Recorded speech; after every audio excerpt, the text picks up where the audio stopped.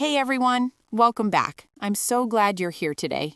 Yes, welcome back to Speak First English, where we speak first and think second. I'm Jake.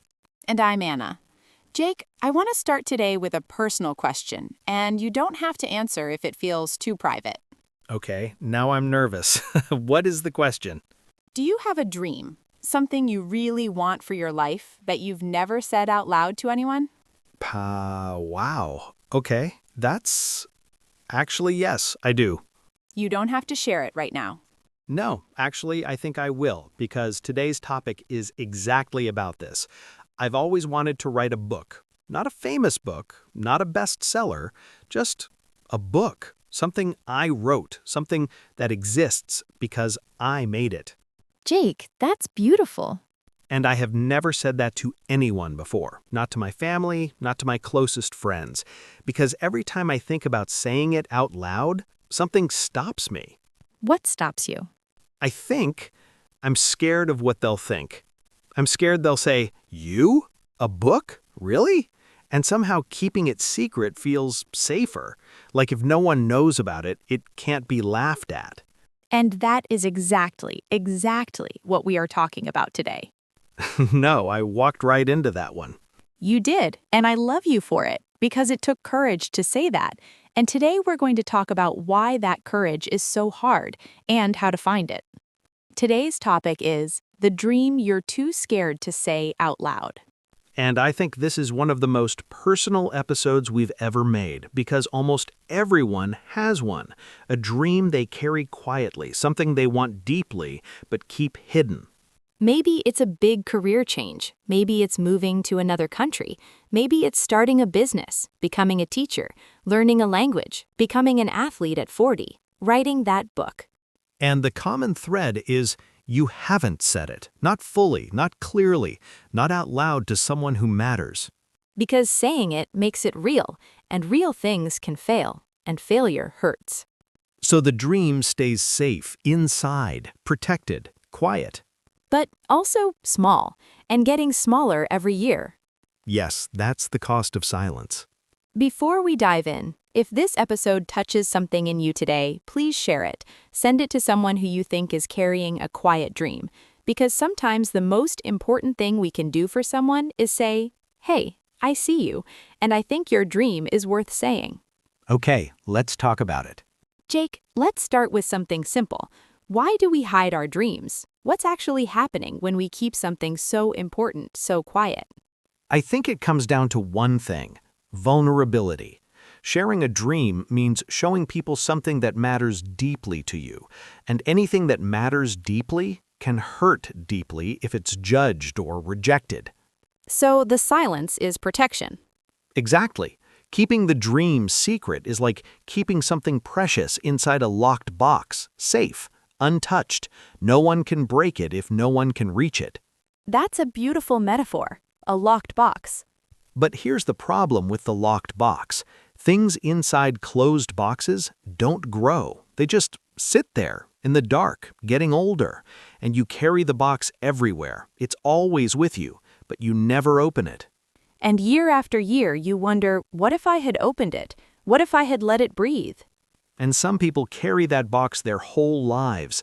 The dream is still alive, barely, but never spoken, never tried. So the question is, how do we open the box? How do we say the thing that feels too big, too scary, too vulnerable to say out loud? That's exactly what today's tips are about. Anna, do you have a story, something from your own life, a dream you kept hidden for too long? Yes, and I'm a little embarrassed to share it, but I will, because that's the whole point of today. We're all in it together. So for years, I wanted to teach. Not in a school, just to help people learn something, share knowledge, create something educational. But every time I thought about it, a voice in my head would say, "Who do you think you are? What makes you qualified? People will laugh." That voice. I know that voice. And so I never said it to anyone. For years, I just watched other people do the thing I wanted to do and felt this mix of admiration and sadness at the same time. That feeling has a name. It's called a sign. What do you mean? When you watch someone do something and feel both inspired and sad, that sadness is a sign. It means this matters to you. This is yours. You're not just admiring them, you're recognizing something about yourself. That's exactly what it felt like seeing something that belonged to me. So what changed? How did you finally say it? I said it first to one person, not to the world, just one person I trusted, and that person didn't laugh. They said, "I think you'd be really good at that." And? And something opened, like the dream became real. It had a witness now. Someone else knew it existed, and suddenly it had weight, and that weight made me move. Because a spoken dream has power that a silent one doesn't. Exactly. Silence keeps dreams small. Making them real makes them move. So let's get into our tips. Tip number 1 is called the secret audience. The secret audience, tell us. When we imagine sharing our dream, most of us picture the worst possible audience. We imagine the person who will laugh, the family member who will say, "That's unrealistic," the friend who will raise an eyebrow. And we perform for that imaginary person before they even say anything. We prejudge ourselves through someone else's eyes. Yes, and here's what's interesting. That person is almost never real, or at least their reaction is almost never as bad as we imagine. Our brain creates the worst version of other people to protect us from risk. So the secret audience is the imaginary judge in our head. Exactly. And the tip is, choose your real audience carefully. Before you say your dream out loud to the world, say it to one person, the right person, someone who is safe, someone who loves you more than they judge you. Not your most critical family member, not your most competitive friend. No, your person, the one who will say, "Tell me more." That first real listener can change everything. Think of it like a campfire. When a fire is just starting, it's fragile. A strong wind kills it. But if you protect it with your hands at first, let it grow, then later no wind can put it out. Your dream is a new fire. Protect it at first. Share it with people who will shelter it, not blow it out. Choose your first audience, make it safe, and let the dream breathe. Tip number 2, and this one is about something very simple but very powerful. Tip 2, name it to claim it. What does that mean? An unnamed dream is like a ghost. You feel it, you sense it, but it has no shape, no edges. It floats, it moves, it changes. You can't hold something that has no name. But when you name it, I want to speak English fluently and live abroad. I want to start my own small business. I want to become a teacher. Suddenly it has a shape. And shapes can be worked with. Shapes have steps. Shapes have beginnings. There's something almost magical about saying the words, "I want to," and finishing the sentence, completely, clearly. Because your brain responds differently to clear statements than to vague feelings. A vague feeling says, someday, maybe, somehow. A clear statement says, this is the direction. I want to try this with our listeners right now. Think of your dream, the one you're maybe too scared to say out loud, and finish this sentence in your head. I want to. Did you do it? Say it clearly to yourself right now. Just the words. Name it. Because the moment you name it, even silently, it becomes real in a new way. It stops being a ghost. It becomes a destination. And once you have a destination, you can start walking. You can't walk toward a ghost, but you can walk toward a named place. Name it. Say it. Claim it as yours. Tip number 3, and this one explains something I see so often, especially in our listeners. Tip 3 is about the permission problem. What is the permission problem? Many people are waiting for permission, waiting for someone to say, yes, you can do this. Yes, you are allowed. Yes, you are good enough. And until they get that permission, they wait. Like waiting for someone to unlock a door that only you have the key to. Exactly. And the tragic thing is, the permission you're waiting for will never come because no one else can give it to you. It doesn't exist outside of you. I see this with English so much. People say, I'll start speaking when my level is good enough, but who decides when it's good enough? Who gives you that permission slip? No one. You have to write it yourself. I have a small example. I remember when I first wanted to share something I'd created, a piece of writing, publicly.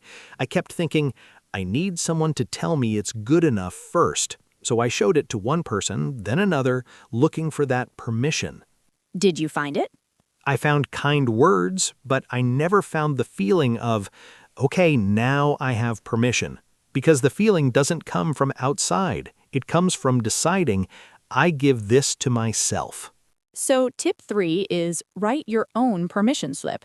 Say to yourself, I don't need to be the best. I don't need to be ready. I don't need to be approved. I give myself permission to want this. I give myself permission to try. That sentence, I give myself permission, is one of the most powerful sentences in the English language. Write it down. Say it out loud. Mean it. Because the only permission that matters is yours. Tip number 4. This is the practical one, the one with a small, specific action. Tip 4, the small confession. The small confession. I love this one. So we've talked about how speaking the dream changes it, but for many people, the jump from never told anyone to telling people feels enormous, terrifying, impossible. So we make it smaller. Much smaller. The small confession is telling one person, one sentence in a low-pressure moment. Not a big announcement, not a formal declaration, just one moment, one person, one honest sentence. For example, you're having coffee with a friend, and instead of the usual small talk, you say, "Can I tell you something? I've been thinking about learning English seriously because I want to work abroad one day." That's it. One sentence. Low pressure, no performance. And you'll notice something interesting. Most of the time, the person doesn't laugh. They don't judge. They say, "Really? That sounds amazing. Tell me more." Because people are not as cruel as our imagination makes them. Most people, when they see someone being genuine and brave, they respond with kindness. And after that one small confession, something shifts. The dream has a witness, and something about being witnessed, being seen, makes us take it more seriously ourselves. Like when you tell someone you're going to the gym tomorrow, suddenly you actually go because someone knows. The small confession creates accountability, and accountability creates action. One person, one sentence, one honest moment. That's all it takes to start. And our final tip, tip 5. And this one is about something we all have, but rarely talk about. The inner voice that says, "Who do you think you are?" Oh, that voice. I know that voice very well. We all do. Tip 5 is learning to work with the voice that says no. Because that voice doesn't go away. Even the most successful, most confident people still hear it. The difference is they don't let it make decisions. So what do we do with it? First, recognize it. When the voice says, "You're not good enough, your dream is silly, people will laugh," don't fight it. Don't try to silence it. Just notice it. Say, there you are again. Like a familiar but unhelpful friend, you hear what they say, but you don't always follow their advice. Exactly. The voice thinks it's protecting you. It's scared. It's trying to keep you safe. But safe and growing are often two different directions. So what do you say back to the voice? You say, "Thank you. I hear you. And I'm going to try anyway."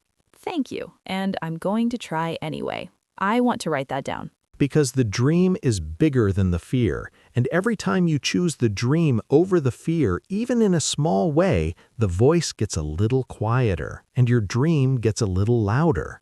Think about it like two radio stations playing at the same time, the fear station and the dream station. You can't fully turn off the fear station, but you can turn up the volume on the dream station. Every action you take in the direction of your dream, every small confession, every named goal, every imperfect try is turning up that volume. Until one day you realize you can barely hear the fear station anymore. Not because it's gone, but because the dream station is finally louder. And that's when things really start to change. Anna, we used some really rich words today, words for deep feelings and big ideas. Let's look at them together. Yes, our word tour. These are words that will help you talk about dreams, fear, and courage in real English conversations. First word, vulnerable or vulnerability. Vulnerable means open to being hurt or judged emotionally. It's not a weak thing. It takes courage to be vulnerable. Sharing my dream made me feel vulnerable. Or being vulnerable is the first step to real connection. Next, admit. To admit means to say something that you've been keeping inside, usually something personal or difficult. I finally admitted to myself what I really wanted. Or he admitted his dream out loud for the first time. Then pursue. To pursue means to actively go after something, a dream, a goal, a person. She decided to pursue her dream of living abroad. Or don't wait to pursue what matters to you. We also talked about acknowledge. To acknowledge means to accept and recognize something as real or true. I need to acknowledge that this dream matters to me. Or the first step is acknowledging what you truly want. And hesitate. We used this one before, but in a new context today. To hesitate means to pause because of uncertainty or fear. I hesitated for years before saying my dream out loud. Or stop hesitating. Your dream is worth saying.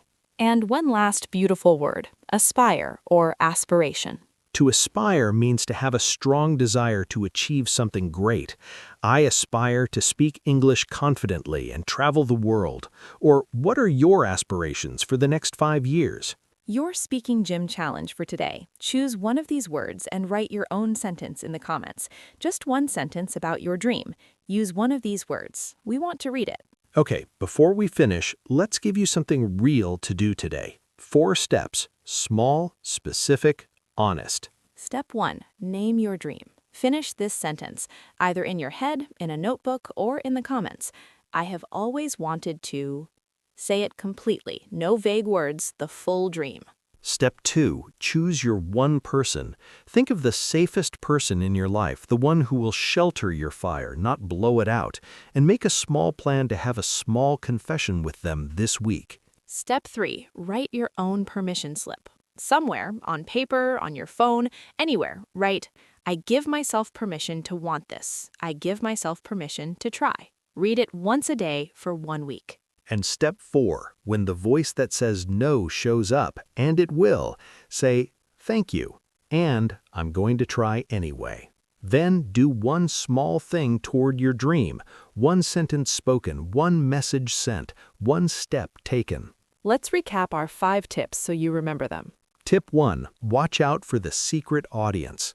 Share your dream first with the safest person, not the most critical one. Protect the new fire. Tip 2, name it to claim it. An unnamed dream is a ghost. A named dream is a destination. Tip 3, solve the permission problem. Stop waiting for someone to say you're allowed. Write your own permission slip. Tip 4, make the small confession. One person, one sentence, one honest moment. That's all it takes to start. And tip 5, work with the voice that says no. Don't fight it, thank it, and go anyway. And now we have a very special question for you today, the most personal question we've ever asked. What is the dream you've been too scared to say out loud? Say it here in the comments. This is a safe place. We are your first safe audience, and we will read every single one. You don't need to explain it. You don't need to justify it. Just say it. Name it. Let it breathe for the first time.